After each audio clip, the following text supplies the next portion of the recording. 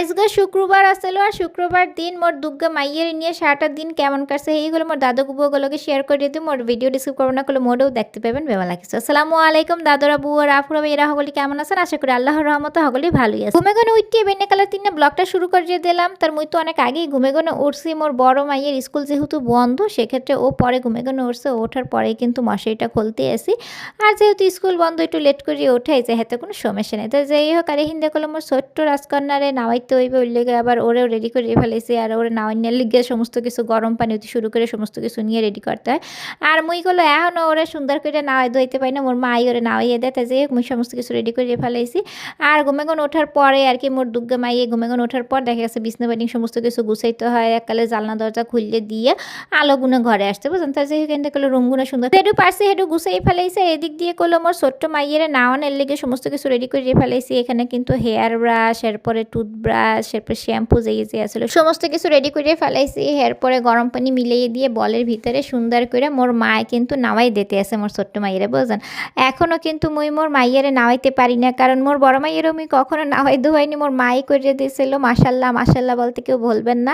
তারাই মোর ছোট্ট মাইয়ের ওগুলো মোর মাই করে। আর যেটা বললাম যে মুখের ব্রাশ যেটা ওইটা কিন্তু বেবিদের যে জিভের মধ্যে অনেক সময় সাদা সাদা দুধ লেগে থাকে ওই দিয়ে ক্লিন করতে হয়। এরপর চুলটাকে সুন্দর করে এরকম করে আশ্রয় নেওয়া যায়। শ্যাম্পু করার সময়ও কিন্তু এটা দিয়ে সুন্দর করে আশ্রয় নিলে চুলের ভিতরে খুশকি থাকে না। তার সুন্দর করে আমার মা কিন্তু ওরে একালে নাওয়াই ধোয়া রেডি করে দিতে আছে। মাশাল্লাহ মাশাল্লাহ বলতে কেউ বলবেন না।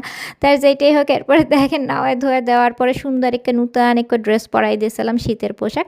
ওইটা পরানোর পর একালে কান্দে দিতে আসলে বুঝলেন। গুঁড়োগেরা সারাদিন কান্দে, সব গুঁড়োগেরা কান্দে কিনা মুই জানি না। মোর মাইয়া তো দেখা গেছে কান্দাকাটি করে বুঝলেন। এরপরে মাশাল্লাহ দিলে সুস্থ থাকাটাই আল্লাহ তাআলার সবচেয়ে বড় নিয়ামত। তার নাওয়াই ধোয়া দেওয়ার পর একটু কোলে নিয়ে কান্দাকাটি থামাইতেছিলাম, খাওয়া দাওয়া করাইতেছিলাম যে মামুনি তুমি কান্দো না এই সেই বুঝলেন। যে করে নিয়ে এখন দিনগুলো মাশাল্লাহ আল্লাহর অশেষ রহমতে অনেক সুন্দর কাটে। বেমালা ব্যস্ততার ভিতর দিয়ে মোর দুর্গা রাজকন্যারে নিয়ে সুন্দর করে কাটতে যাইতে আছে। দেখা গেছে দুর্গা মাইয়ের কাম কাজ সংসার ধর্ম সমস্ত কিছু মিলে আলহামদুলিল্লাহ অনেক ভালো আছি।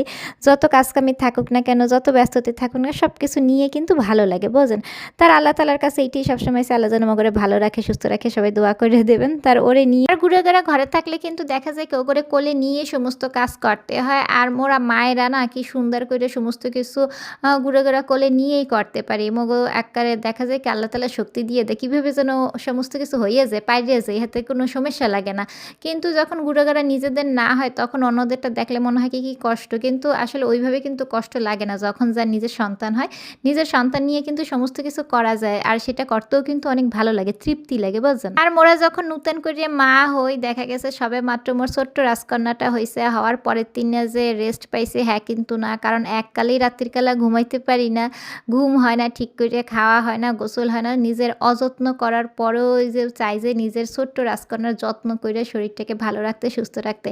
ওই লেগে কিন্তু মগো মায়েগো দেখা যায় যে মায়েদের তো কোনো যত্ন হয় না, ছোট্ট রাজকন্যার যত্ন নিতে নিতে মায়েদের অনেক অযত্ন হয়ে যায় বুঝছেন। মই যদি আগের না হানি একটু রেস্ট নিতে পারতাম, ঘুমাইতে পারতাম, খাইতে পারতাম, ঠিক করে সমস্ত কিছু করতে পারতাম, তাহলে দেখা যেত যে শরীরটাও একটু ভালো লাগতে। কিন্তু এখন যেহেতু হইতে আছেন ওই লেগে অনেক দাদুর বুড়া বলতে আছেন যে হয়ে গেছি, তার কারণ কিন্তু এইটাই। তার দোয়া করবেন। এরপরও মোর দুর্গা রাজকন্যা সুস্থ থাকলে মুই এমনিতেই ভালো হয়ে যাবো, সুস্থ হয়ে যাবো। তা যাই হোক এই দেখলে ওরা কোলে নিয়ে একটু ভাবছিলাম যে আজকে যেহেতু শুক্রবার চিকেন বিরিয়ানি পাক করে ফেলি। এখন যেটা করি শর্টকাট উপায়, যত তরতরি করে সম্ভব হয় সেটাই কিন্তু করার চেষ্টা করি। আর এই যে দেখেন মোর ছোট্ট রাজকন্যা ক্যাল কান্দে দেবে, ও 2 মিনিট হাসবে, 2 মিনিট কানবে, এরকম করে দিন চলতে আছে। এরপরেও কিন্তু আলহামদুলিল্লাহ।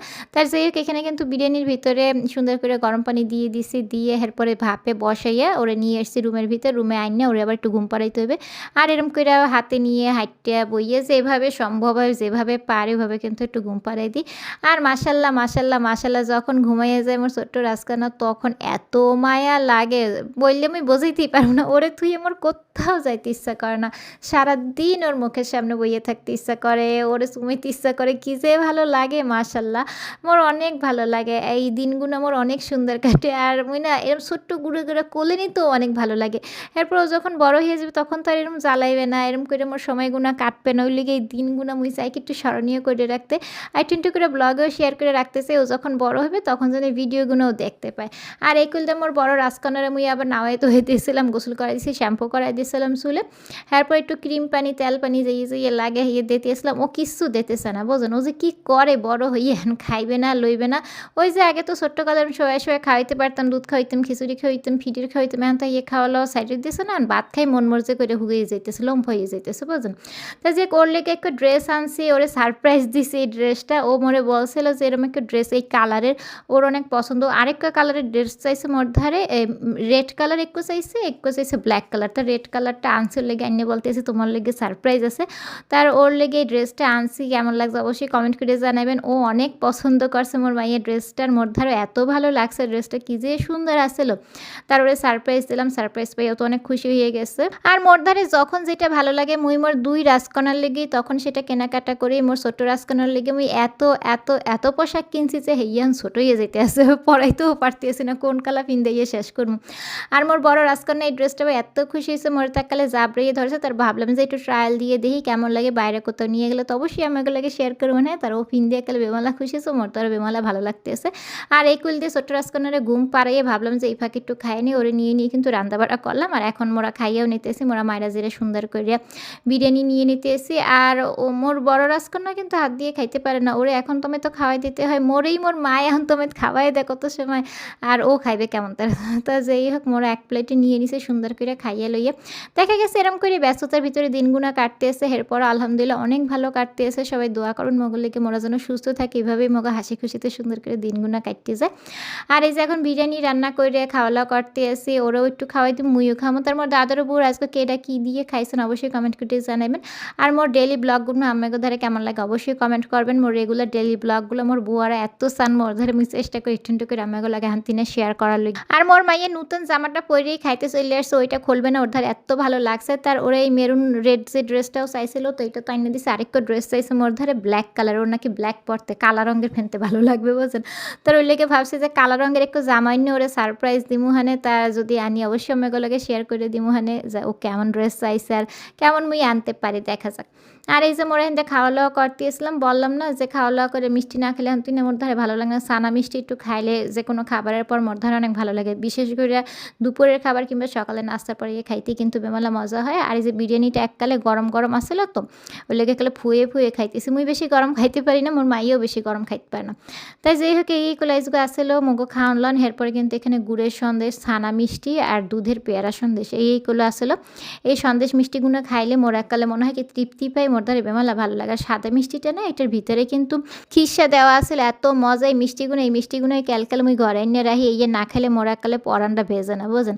তো এরকম করে এগুলো আজকে 3টে পার করলাম। তা দুপুর পর্যন্ত আমি এগুলোকে শেয়ার করলাম, কেমন লাগছে মোর আজকের ব্লগটা অবশ্যই কমেন্ট করে জানাই দিতে ভুলবেন না। আজকের মতো বিদায় নিতে আসি। মোর দাদুর বুয়ারা সবাই ভালো থাকবেন, সুস্থ থাকবেন, মোগুলোকে দোয়া করবেন। আল্লাহ হাফেজ, আসসালামু আলাইকুম।